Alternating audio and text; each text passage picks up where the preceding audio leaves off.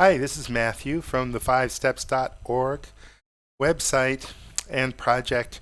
What we're doing is we're working on a project right now that has to do with helping some people that are in chronic state of poverty. They're in a very poor village. They don't even have clean water. So we've got people going to the hospital all the time, dying from diarrhea just because there's something I had never heard of, but I'm talking with some people there. I guess there are snails in the pipes, and these snails have a bacteria or something. There's also small worms and other bacteria.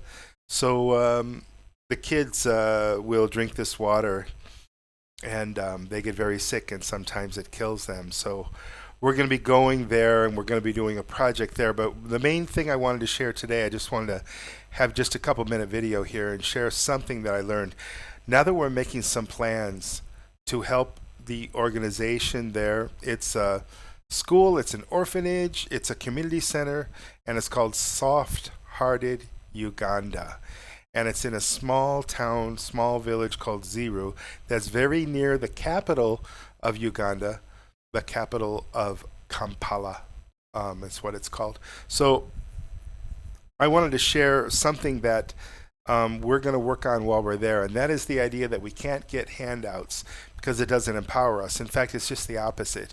You know, they talk about people in the States that live off of welfare 2, 3, 4 generations, and it doesn't empower them because it doesn't train them to do work. It doesn't give them a sense of dignity. It doesn't give them a sense of survival, and they're not empowered. They're disempowered.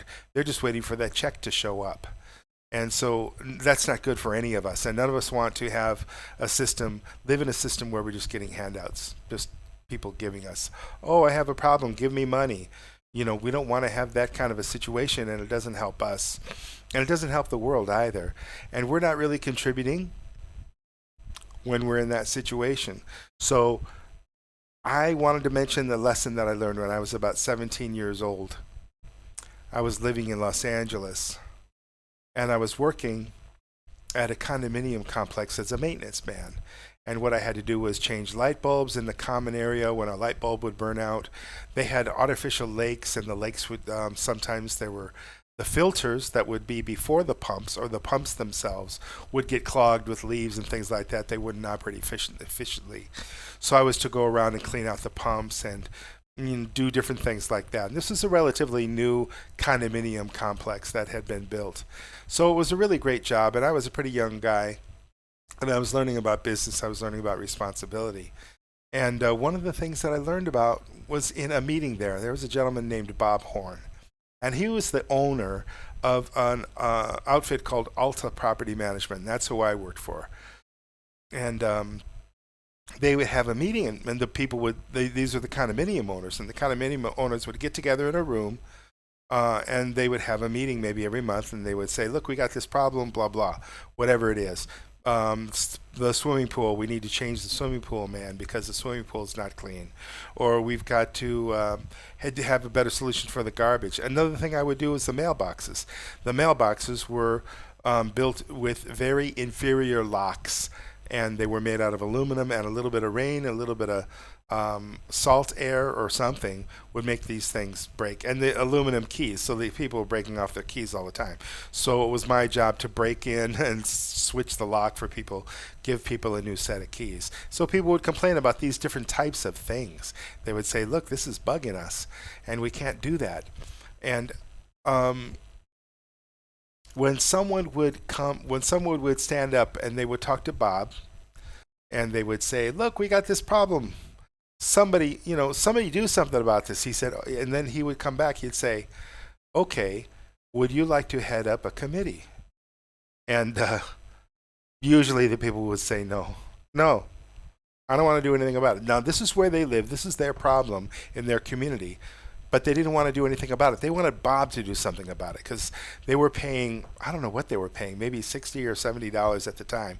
This was 1978 and 1977 maybe.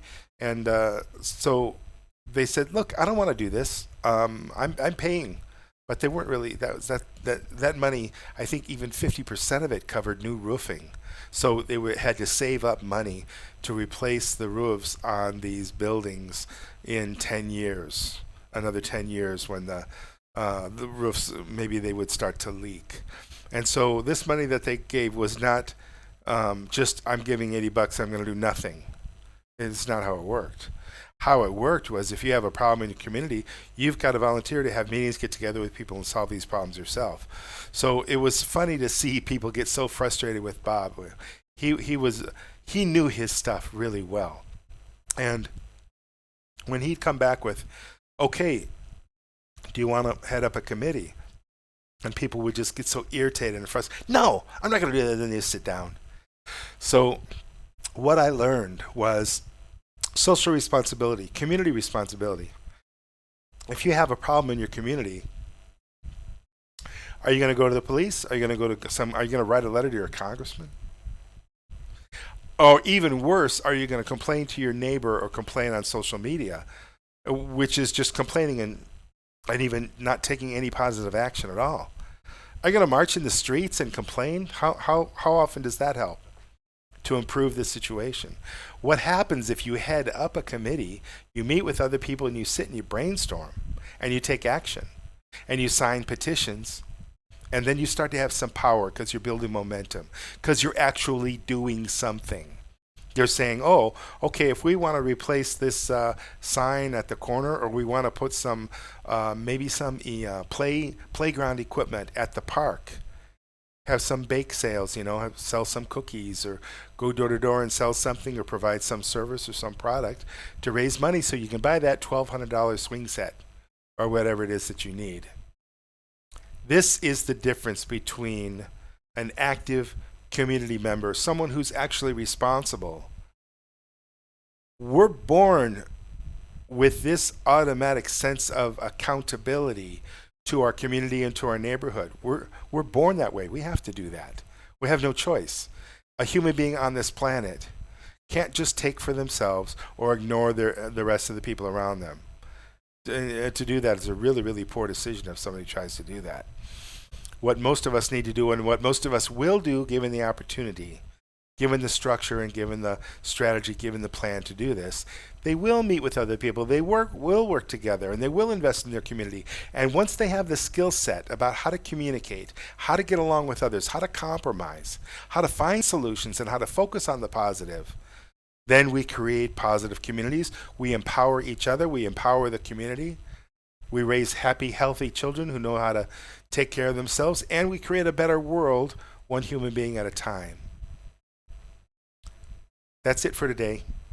What is today? Today's July 31st, 2021.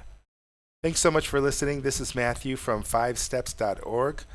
Keep tuning in. We've got a lot of exciting stuff that's going to be happening in Zeru, Uganda, in Africa, coming up in the coming days. So we'll see you next time. Bye-bye.